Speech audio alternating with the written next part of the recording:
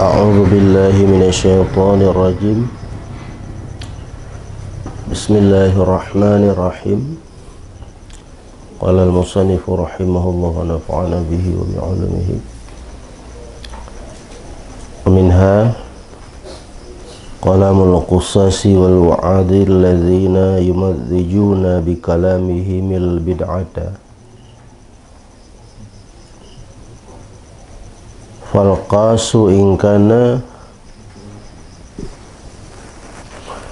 wa minha ayyakuna al-khatibu labisan lisaw bin aswadin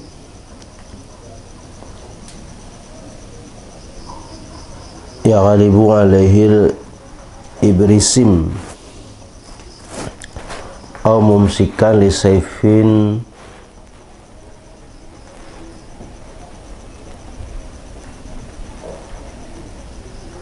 mudahabin fahuwa fasikun wal ingkaru alaihi wajibun.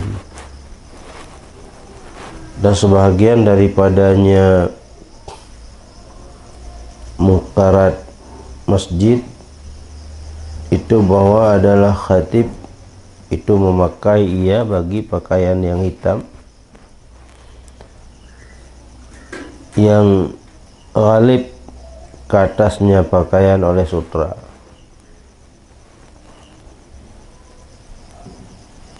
au mumsikan li sayfin muzahabin ataupun berpegang ia bagi pedang yang diemaskan, bahwa maka dianya khatib itu adalah fasik dan mengingkari ke atasnya khatib itu adalah wajib.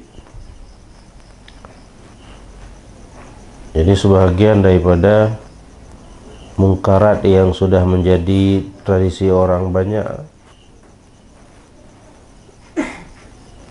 yang sudah sering sekali terjadi di dalam kehidupan sehari-hari, itu adalah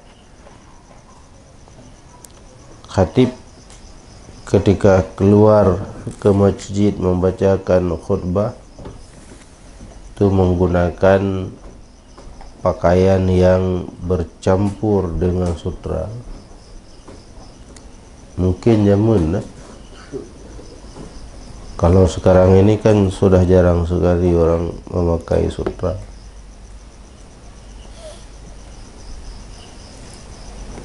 Cuman kalau sekarang ini orang memakai baju warna-warni paling.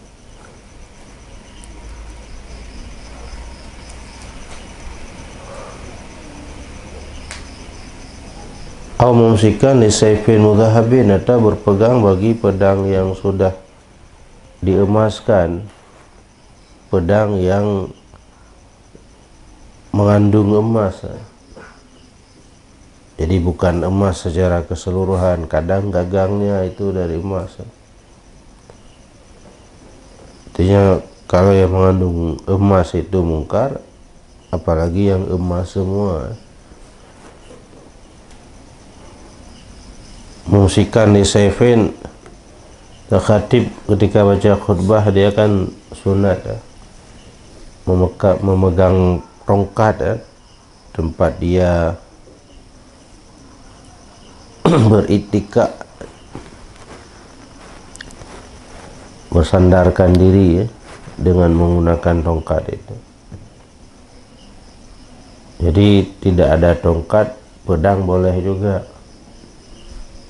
Cuman pedang ini mengandung emas rupanya. Jadi fahuwa fasikun, maka dianya khatib yang seperti itu menggunakan baju yang banyak sutranya, menggunakan pedang yang ada emasnya, itu adalah fasik. Karena itu adalah perbuatan dosa. Jadi seorang khatib yang melakukan dosa yang seperti itu fasik, wal ingkaru alaihi wajibun, dan mengingkari ke atasnya khatib itu wajib ia. Dia khatib, dia imam, dia ustad, Jadi walau dia khatib, tapi karena perbuatan yang ia lakukan adalah perbuatan dosa, tetap wajib untuk kita ingkari. Wa amma mujaratus sawadi falaysa bimakruhin lakinnahu laysa bimahbubin. Adapun bermula semata-mata hitam, maka tidak ia itu yang dimakruhkan, tetapinya pakaian yang semata-mata hitam itu tidak disunatkan. Pakai baju hitam toto, tapi hanya mengandung sutra. Pakai baju yang kumuntadar, nya hana makruh, cuma hana sunat ya. Iz ahabu siyabi ilallahi ta'ala al-baidu, karena bermula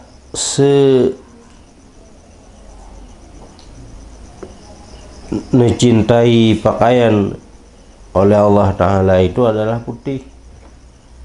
Pakaian yang paling dicintai, yang paling disukai oleh Allah Ta'ala itu adalah menggunakan pakaian yang berwarna putih. Apalagi hari Jumat memang sunat ya, berpakaian dengan pakaian putih-putih ya. Jadi bahkan ada sebagian daerah maknanya kan, yang hari Jumat memang wajib, mulai dari pakaian, baju, kemudian diperintahkan pakai jubah, pakai peci putih, jadi putih-putih semua. Wa man qala innahu makruhun wa bid'atun arada bihi annahu lam yakun ma'hudan fil asril awal. Dan bermula seseorang yang berkata iya bahwa sungguhnya pakaian hitam itu dimakruhkan dan bid'ah, itu bermaksud ia dengannya ucapan tersebut bahwa sungguhnya hitam itu tidak ada, ianya hitam itu yang dimaklumkan pada masa-masa yang pertama. Pada masa-masa yang pertama maksudnya pada generasi yang pertama. Kalau ingin melihat orang yang pakai pakaian-pakaian hitam itu dahulu tidak ada, tidak ma'ruf, tidak populer pakaian hitam ini. Semua menggunakan warna-warna putih atau hijau. Jadi tidak ada yang menggunakan warna hitam. Walakin idza lam yarid fihi nahyun fala yanbaghi ayyusamma bid'atan. Dan akan tetapi apabila tidak warid padanya hitam oleh larangan, maka tidak sepatutnya oleh bahwa dinamakan akan menggunakan baju hitam itu akan bid'ah. Jadi kita ini jangan menyamakan diri dengan Wahabi ya. Wahabi ya, mereka mengatakan sesuatu yang tidak ada warid di masa sahabat, masa tabi'in, itu semua bid'ah mereka, tidak warid di generasi salaf, semua bid'ah. Tapi kalau orang ahlu sunnah itu kalau tidak ada larangan boleh digunakan, apalagi terkait dengan menggunakan pakaian ini, itu kan urusan-urusan adat ini. Jadi dalam hal adat, tradisi, kebiasaan, pada asalnya itu semuanya adalah boleh, kecuali sesuatu yang padanya sesuatu itu sareh ada larangan, baru dianggap yang terlarang. Sejauh tidak ada larangan, maka ia boleh-boleh saja.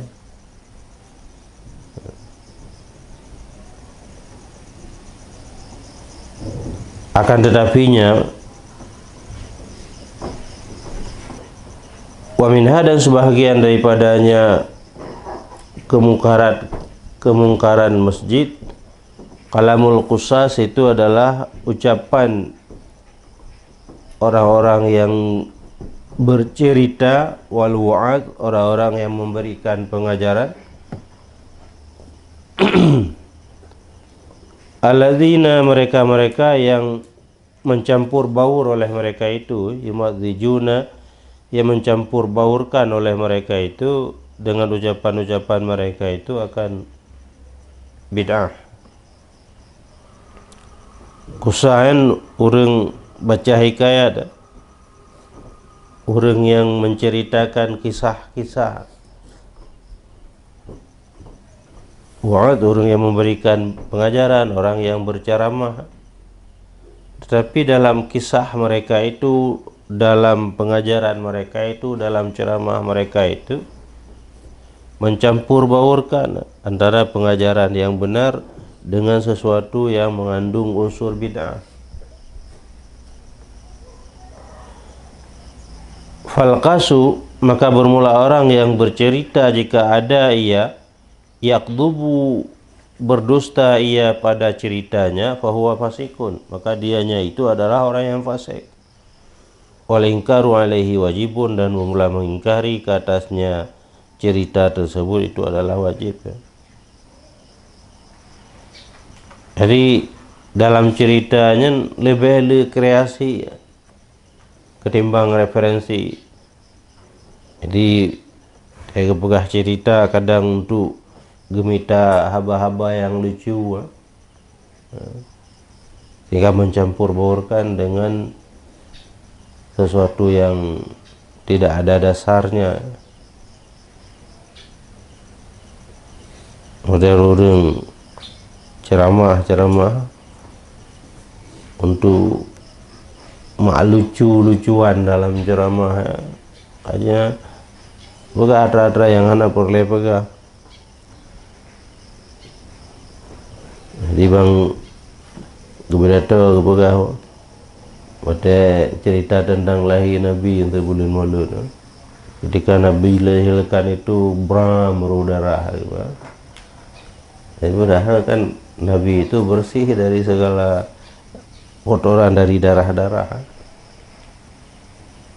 Ini cerita yang betul seperti itu. Tapi oleh si pencerita ini entah dari mana sumbernya, itu maksudnya mencampur baurkan ceritanya dengan sesuatu yang bid'ah, dengan sesuatu yang dusta. Wajib diingkari ke atasnya. Tanya na hadirin ini pada interupsi ya, nyempukan pegah dengku.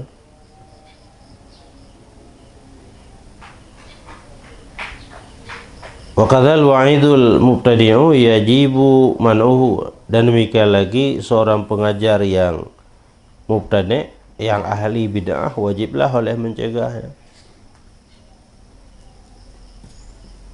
Diundang je ke khatib di masjid kita orang yang ahli bid'ah,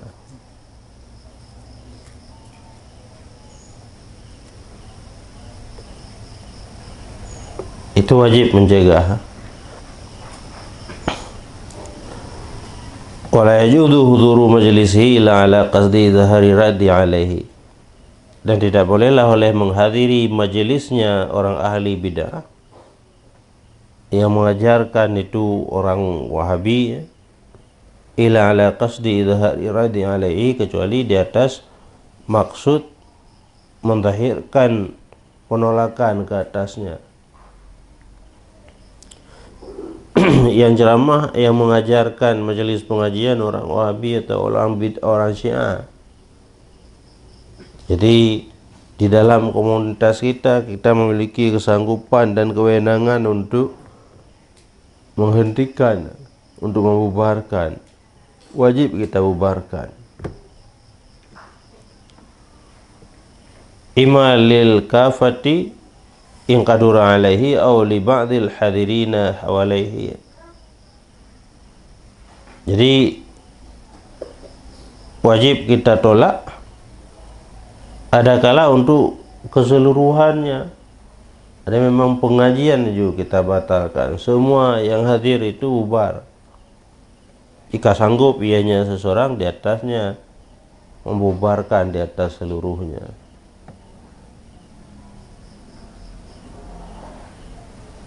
Dalam kampung kita, dalam komunitas kita, dalam jamaah kita, yang semua jamaah itu memang pengikut kita. Ketika kita arahkan untuk menghentikan pengajian itu, memang mereka ikut atas arahan kita. Wajib kita bubarkan seperti itu. Oleh ba'dil hadirin, ataupun menolak bagi sebagian yang hadir, hawalaihi, di sekelilingnya seseorang, orang-orang yang ada di sekelilingnya yang menjadi jamaahnya, yang kadang ia tidak tahu, yang ingin ikut-ikutan di dalam majelis pengajian tersebut. Jadi harus kita hentikan yang sebahagian yang mungkin untuk kita hentikan. Mungkin sebahagian yang lain memang sudah menjadi pengikut si Wahabi ini atau si Syiah ini, yang fa illam yaqdur fala yajuzu sima'ul bid'ah.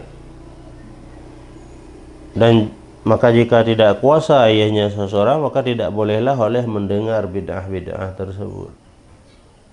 Jadi kalau datang kemudian kita tidak memiliki argumentasi untuk melakukan penolakan, atau sangat kuat argumentasi kita tapi tidak diberi kesempatan, tidak memberi peluang untuk bertanya ataupun berbicara, jadi datang hanya diberi izin untuk mendengar saja.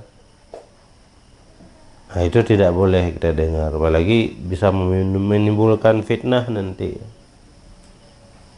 Ada pengajian orang Wahabi di situ, tapi nampaknya pengajian itu benar, apa yang disampaikan benar, karena ada tengku daya itu datang di situ, dia tidak menyampaikan apa-apa, dia tidak melakukan penolakan, jadi dianggap oleh masyarakat bahwa itu adalah sudah benar. Jadi dengan kehadiran kita itu justru menjustifikasi ya, apa yang disampaikan oleh si Wahabi ini. Nah, itu justru sudah haram kita datangi, kita duduk mendengar di situ, karena akan menjadi fitnah bagi yang lainnya. Qala ta'ala li nabihi, berfirman oleh Allah Ta'ala bagi nabinya, fa'ariz anhum hatta yakhudu fi hadisin ghairi. Maka berpaling olehmu daripada mereka itu orang-orang yang kafir, sehingga menyelami oleh mereka itu di dalam pembicaraan yang lain. Memang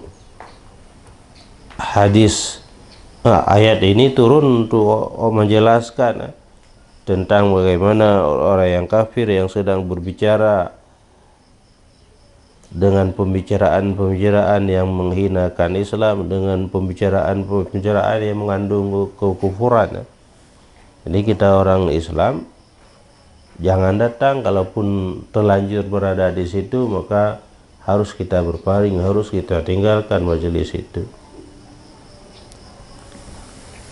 Tapi atas orang yang bid'ah juga seperti itu ya, karena kaidah yang tulis dalam tafsir yang kullu ayatin waradan alal kufar tajuru zailuha ala usatil mu'minin. Setiap ayat yang diturunkan kepada orang-orang kafir, berlakulah ekoran ayat tersebut kepada orang-orang yang maksiat dari kalangan orang yang beriman. Bid'ahnya lebih maksiat lagi ya. Dia maksiat dalam bid'ah. Berarti perintah untuk berpaling dari orang-orang yang kafir, begitu juga kita harus berpaling dari orang-orang yang maksiat, apalagi orang-orang yang bid'ah. Wa mahma kana kalamuhum mailan ilal irja'i wa tajri'atin nasi 'alal ma'asi. Wa kana nasu yadaduna bi kalamihim jara'atan wa bi'afillahi wa birahmatihi wusukan yazidu bisababihi raja'uhum ala khawfihim mungkarun. Dan kapan-kapan adalah bicaranya orang yang ahli bid'ah itu cenderung ia kepada irja. Irja'an memberikan pengharapan, menguatkan raja dan khauf, bahwa seorang orang yang beriman itu kan harus berimbang antara raja dan khauf pada dirinya. Jadi kalau ucapan orang yang berceramah ini lebih cenderung kepada irja, lebih kuat raja. Wa tajriyatin nas, dan di atas memberanikan manusia di atas kemaksiatan. Jadi sehingga setelah mendengar ceramah oleh anggota majelis pengajian ini menjadi berani melakukan maksiat, karena isi ceramah raja semua. Tuhan Maha Pengampun, Tuhan Maha Penyayang, tidak ada maksiat yang tidak diampuni. Hanya sekali berwudu seluruh maksiat itu sudah menjadi nol kembali. Jadi sehingga muncul pandangan dari si pendengar, dari jamaahnya ini berarti mudah sekali menghapuskan maksiat ini. Jadi buat saja maksiat sesuka-sukanya, nanti setelah itu wudu saja sudah terhapus semua. Nah, jadi sehingga orang berani untuk melakukan kemaksiatan. Wa kana nasu yatadaduna bi kalamihi, adalah manusia itu menjadi bertambah-tambah ianya manusia dengan ucapannya si pemberi pengajaran, jara'atan, bertambah-tambah nisbah keberanian,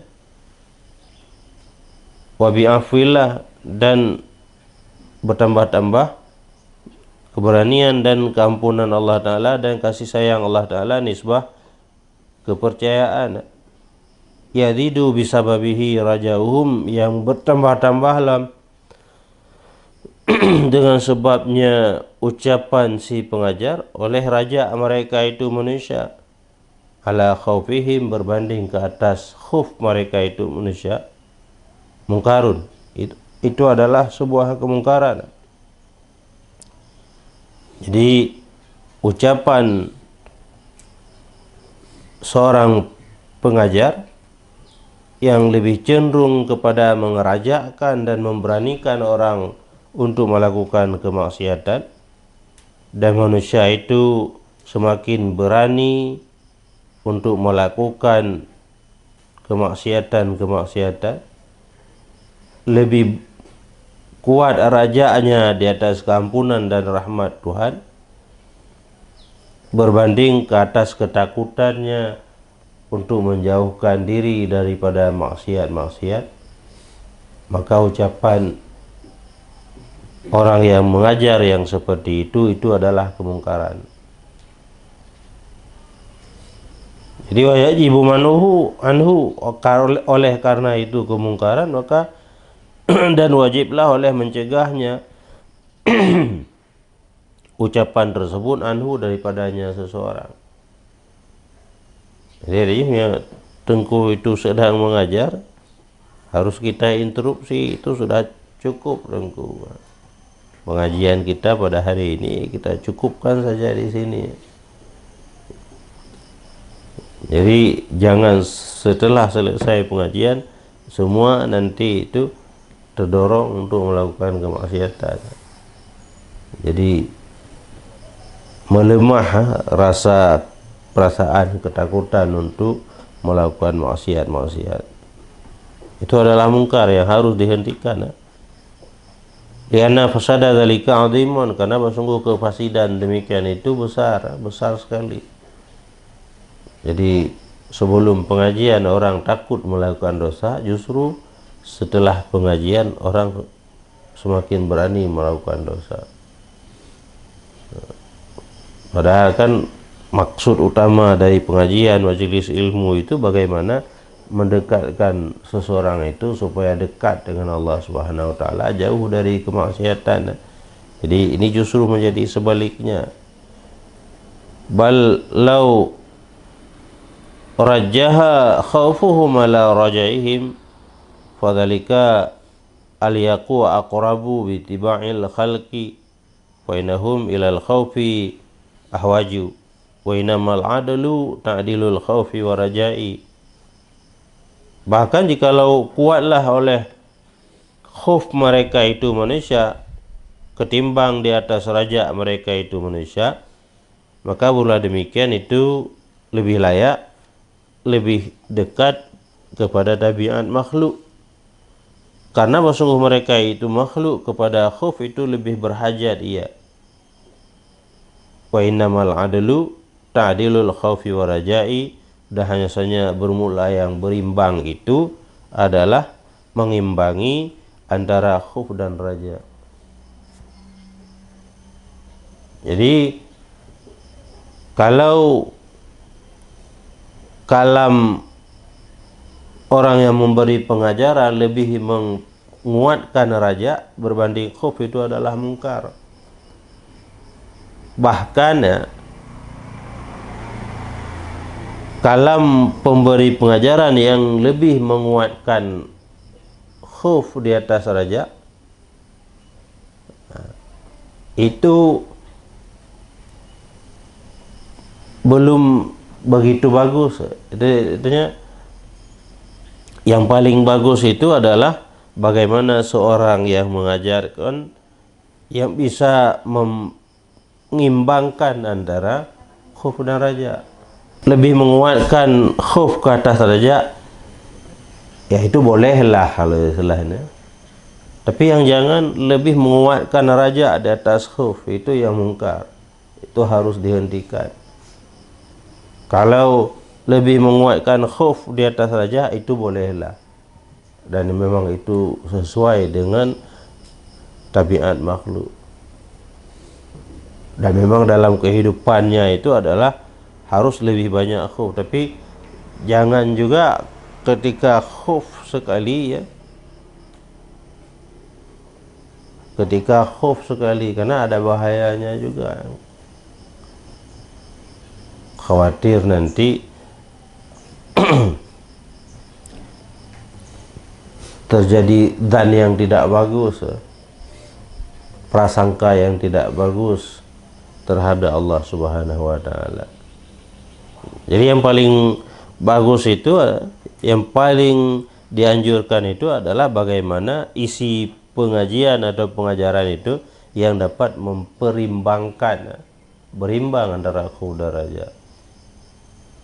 Sama-sama kuat, khauf juga kuat di dalam hatinya, raja juga kuat di dalam hatinya. Kama qala Umar radhiyallahu an, sebagaimana barang dikatakan oleh Sayyidina Umar radhiyallahu anhu, lau nada munadin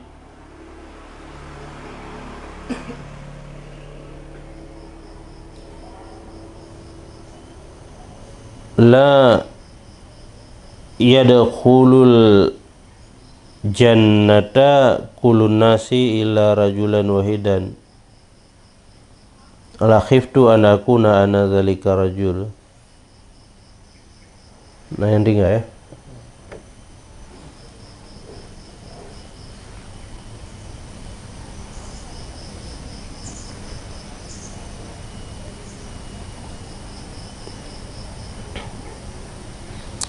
Kama qala Umar radhiyallahu anhu, sebagaimana barang dikatakan oleh Sayyidina Umar radhiyallahu anhu, law nada munadin yaumal qiyamati la yadkhulun nara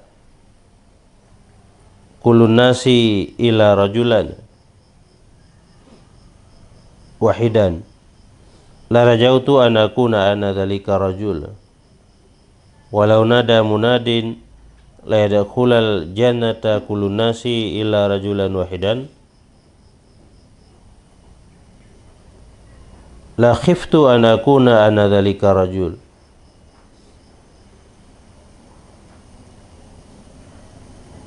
Jikalau menyeru oleh penyeru pada hari kiamat, sungguh memasuki akan neraka oleh setiap manusia kecuali seorang lelaki, ya. Niscaya sungguh aku berharap bahwa adalah aku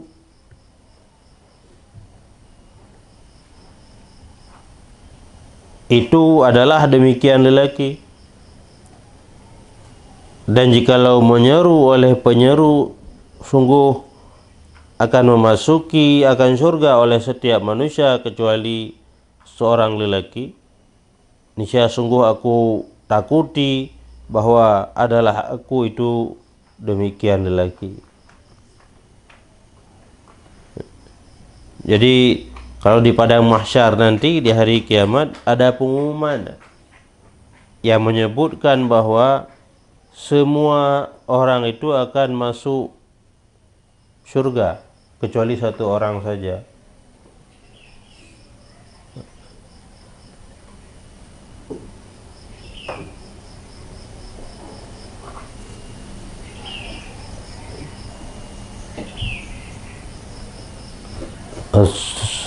Semua orang itu akan masuk neraka. Jadi pada hari kiamat itu di padang mahsyar ada pengumuman yang menyebutkan bahwa semua manusia itu akan masuk neraka kecuali satu orang saja. Maka kata Sayyidina Umar, tentu aku sangat berharap bahwa yang satu orang saja itu adalah aku.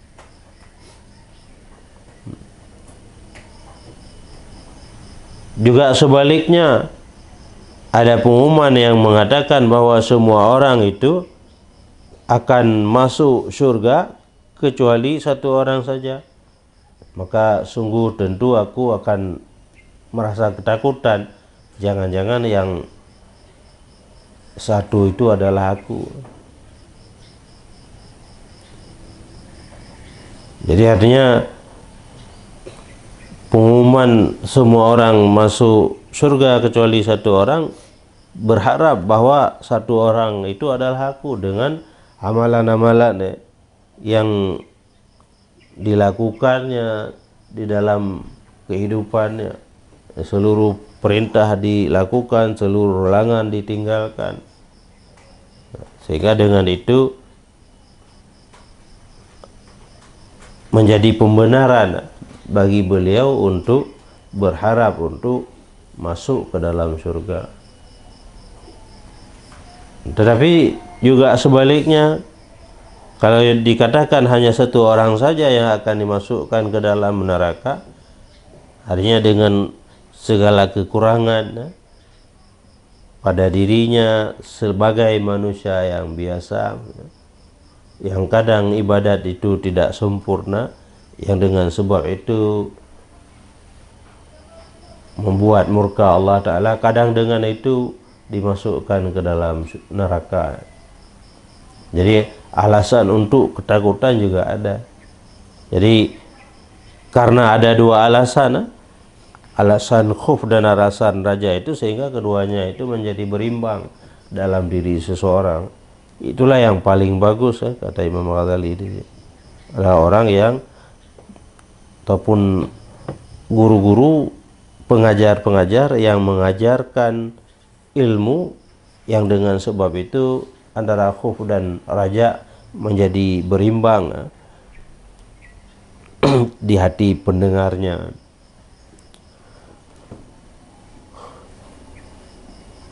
Wa mahma kana al-wa'idu syaban mutazayyina li nisa'i fi siyabihi wa hayatihi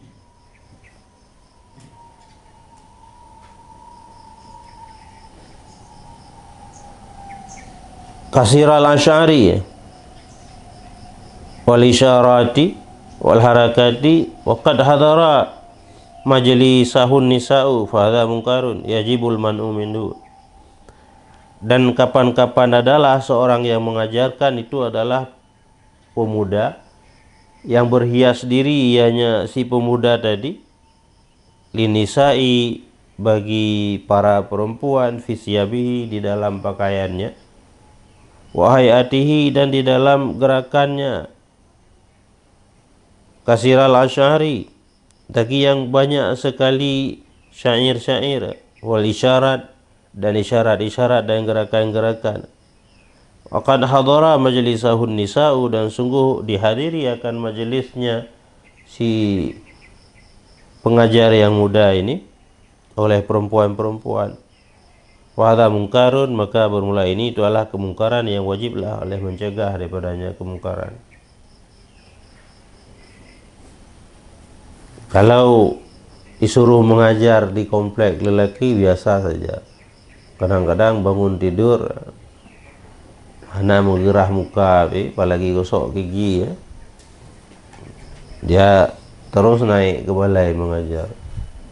Tapi coba giliran disuruh mengajari di perempuan, jadi mereka hantong pakai celak, orang yang kagak pakai celak, bagaimana oleh pilih pakaian yang paling tadi, maka hantam takalan ngejak Mbak Dobi yang gosok baje. Ini mutadain linisa, ada perlakuan khusus ketika mengajar di komplek putih. Tapi punya orang memang steady raw ke, jangan kebiasa. Yang mutadain. Jadi yang dia seorang tengku yang diminta untuk mengajar di majelis perempuan, kemudian dia menghiaskan dirinya baik di dalam berpakaian, dalam berbicara, dalam memberikan penjelasan. Wah, cukup aktif sekali, gebedah-bedadu mengajar. Pakai gebedah rupanya karena menyageduk hande karena mutabeng, kan. Makanya gebedah fikir kan berat hazrah bedadu. Olehnya pantun piziaat, syair ziaat. Jadi menjalankan fungsi ganda. Yang pertama memang mengajarkan ilmu, yang kedua sedang menebarkan pesona. Akhirnya model-modelnya mengajar, tengku di dalam mengajar kepada majelis perempuan, tapi juga menebarkan pesona, itu adalah kemungkaran. Dan seksi pengajian dicabutlah. Kalau ada yang seperti itu wajib cegah. Fainal fasada fi aksar minas silahi, maka sungguh kerusakan padanya pengajian yang seperti itu lebih banyak daripada kebaikan. Artinya lebih banyak rusaknya ketimbang bagusnya. Tebar pesona, pesona itulah yang kemudian menjadi fitnah dalam hubungan antara lelaki dan perempuan. Wa yatabayyanu dzalika minhu biqaraini ahwalihi, dan jelaslah demikian dan nyatalah demikian darinya si pengajar tersebut dengan karinah-karinah keadaannya si pengajar. Jadi artinya apa betul menebar pesona ataupun tidak, itu bisa dilihat dari hal dia, hal karinah halen, dari cara dia mengajar, dari pakaian yang ia gunakan. Cuma punya tengku mentang muda, ya kebiasa karena syabannya, karena kebiasaan seperti itu. Tengku yang muda memang seperti itu. Tengku yang sudah tua kalau seperti itu sama juga. Tapi kadang juga ada tengku yang muda yang saleh yang dia tidak menebarkan pesona, nah itu tidak ada masalah. Jadi artinya adanya tebar pesona dan tidak ada tebar pesona itu bisa dilihat dari karinah ahwaliyah seorang pengajar tersebut. Balam la yambaghi ay yusallamal wa'du illa liman dhahiruhul war'u wa hay'atuhu sakinatu wal wikaru wa dhayyuhu salihin. Jadi akan tetapi tidak sepatutnya bahwa diajarkan akan diserahkan akan pengajaran ayuslamal wa'du, bahwa diserahkan akan pengajaran kecuali bagi tengku yang bermula zahirnya tengku itu adalah wara dan hayahnya tengku itu adalah tenang, sakinah, wal wikar dan penuh kemuliaan, wa dhayyuhu dan pakaiannya tengku itu adalah pakaiannya orang-orang yang saleh. Dan kriteria yang harus ditetapkan oleh seksi pengajian dalam gebuh tengku yang mengajar di majelis perempuan. Yang pertama, zahirnya itu adalah wara dan sangat menjaga diri dari dosa-dosa. Sedih hiji kan, dah tengku yang takut dosa, dah yang tengku yang anak takut dosa. Namanya model tengku malam menjaga agak merawuh rata sago, kemudian tebuh agak sampai coronya nawara. Yang model-modelnya nanti juga majelis pengajian perempuan. Jadi harus nyanyian kriteria pertama yang harus ditetapkan. Pembawaan zahir. Bahkan kegagalan pembawaan zahir karena hanya itu yang memang sanggup untuk kita lihat ya. Seksi pengajian ini kan tidak mampu menilai hati seseorang. Jadi pegaigop ada yang mengatakan, oh kalau tengku itu zahirnya memang seperti itu, tapi sebenarnya hati dia itu sangat taat kepada Allah Ta'ala.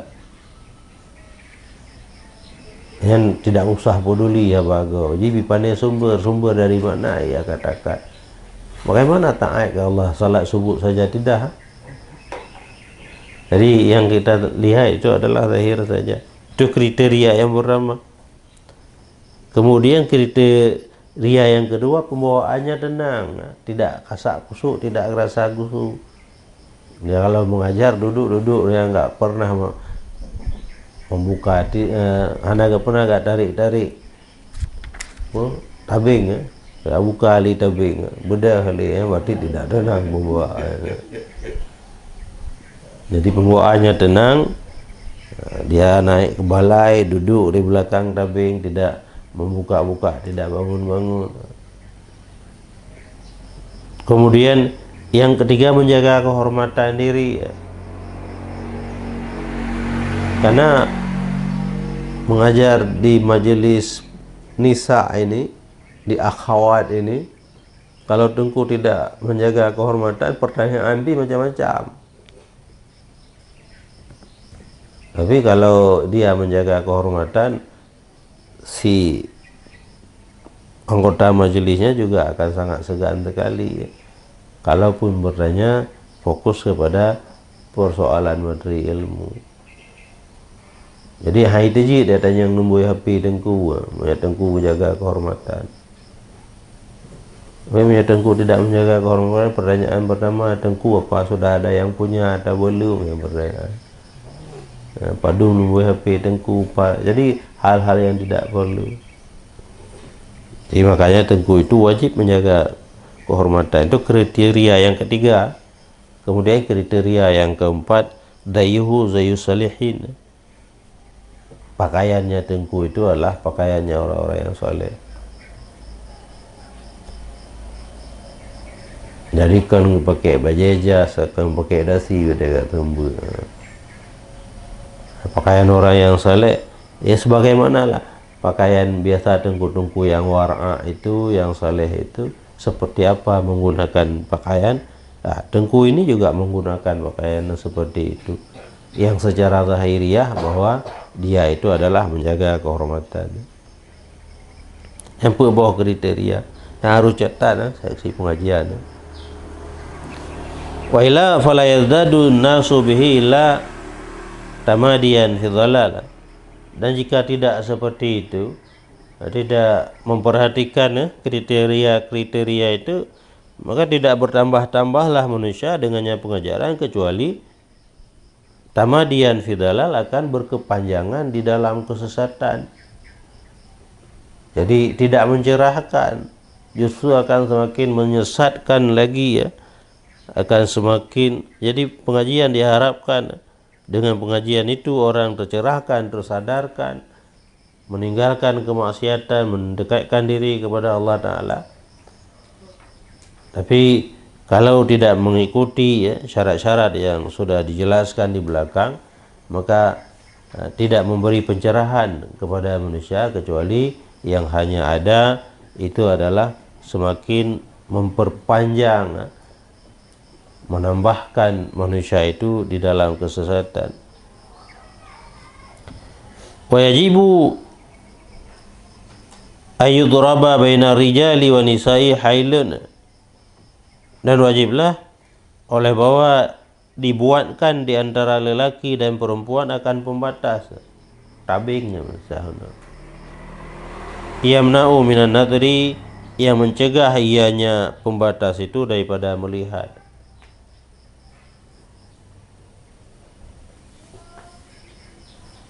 Fa inna dzalika aidan madhanatul fasadi, karena bahwa sungguh demikian melihat-lihat pula itu adalah madhanah kerusakan. Hai tengku ngemurid ke, hai tak tengku ngemurid, itu adalah madhanah fasad.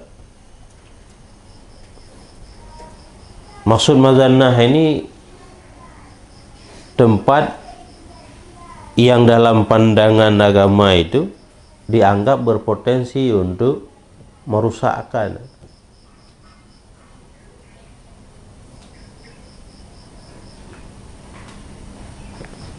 Jadi misalkan kaidah manuita fi madanati syai' fala farqa baina wujudihi wa adamihi. Sesuatu yang sudah diikatkan, hukum maksudnya dia, yang diikatkan pada madanah sesuatu, maka tidak ada beda di antara adanya sesuatu itu dan tidak adanya sesuatu. Lagi bersentuh kulit lelaki dengan kulit perempuan dijadikan sebagai madhanah syahwat, menimbulkan birahi ketika terjadi persentuhan. Maka dengan alasan menimbulkan birahi, maka diikatkan hukum haram, menimbulkan hukum haram. Jadi karena ia sudah dianggap madhanah, adanya dan tidak adanya hukumnya sama saja. Ketika terjadi persentuhan kulit lelaki dan perempuan yang muda-muda, menimbulkan birahi runtuh wudu. Begitu pula ketika terjadi persentuhan kulit lelaki dengan perempuan tua.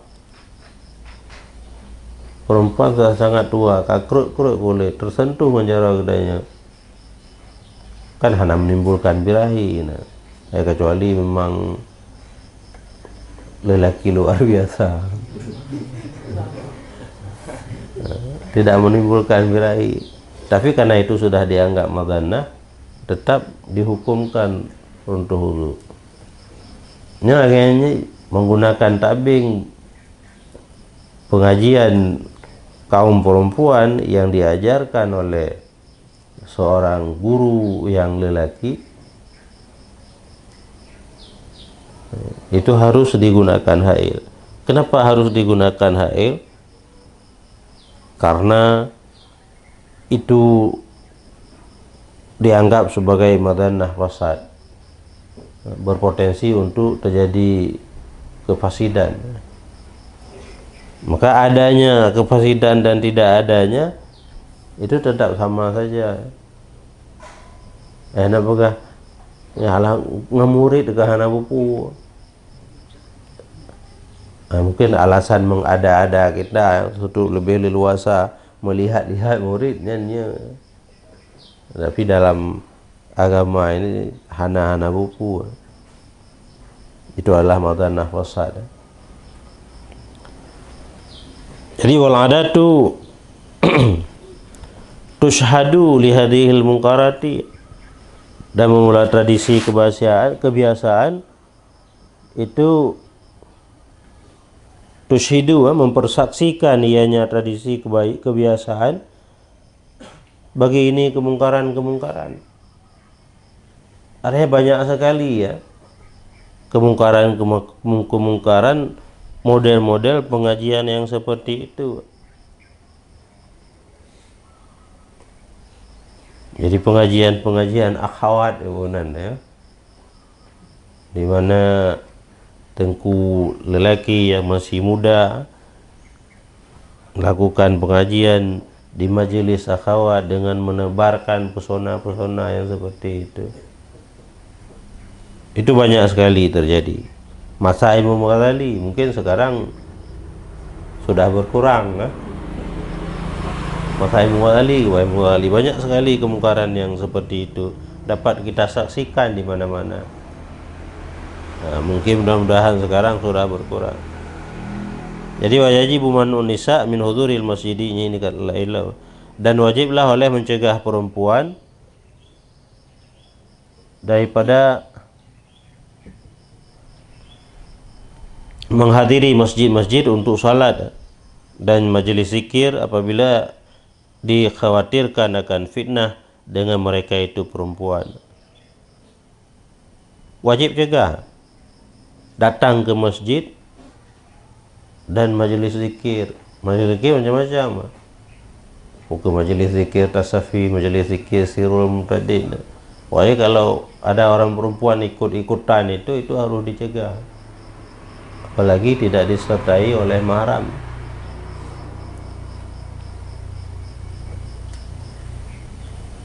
Jadi ente rencana aja berzikir tapi ente kabur zakar.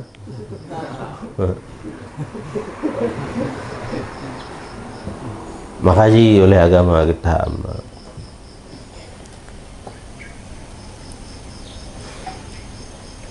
Mereka kan berjejak jiu aja. Dari Temalanga nama majelis pengajian dan zikir di Banda Aceh. Tewa moto kaum perempuan yang agam cuma tupir tirau, yang lain yang mendung. Seorang pun tidak disertai oleh mahram. Nah, wajib juga wajib mencegah perempuan daripada hadir masjid untuk salat. Bahkan tidak hana tidak ada penjelasan safar. Jadi walaupun dalam lingkungan kediaman mereka, apalagi harus bersafar kan, mutamahalom kan. Majelis ini kan lingkungan kediaman mereka yang di situ nanti akan terjadi pencampur bauran antara lelaki dan perempuan. Apalagi harus melakukan safar yang melampaui batas wilayah, berkaitan dengan hukum safar yang harus disertai oleh mahram. Tapi idza khifatil fitnah, apabila dikhawatirkan akan fitnah dengan mereka itu. Fitnah kan digambarkan terjadi pemerkosaan. Ya kan kadang-kadang bayangan fitnahnya sampai terjadi, tidak harus sebatas itu ya. Walaupun tidak sampai kepada perusahaan, tapi akan terjadi dosa-dosa, terjadi khulwah antara laki dan perempuan. Khulwahnya kan bukan khulwah fisik, maksud khulwah mata, saling berpandang-pandangan. Jadi membuka ruang. Ya kan fitnah ini terbuka ruang terjadi kemaksiatan walaupun bukan sampai perzinahan.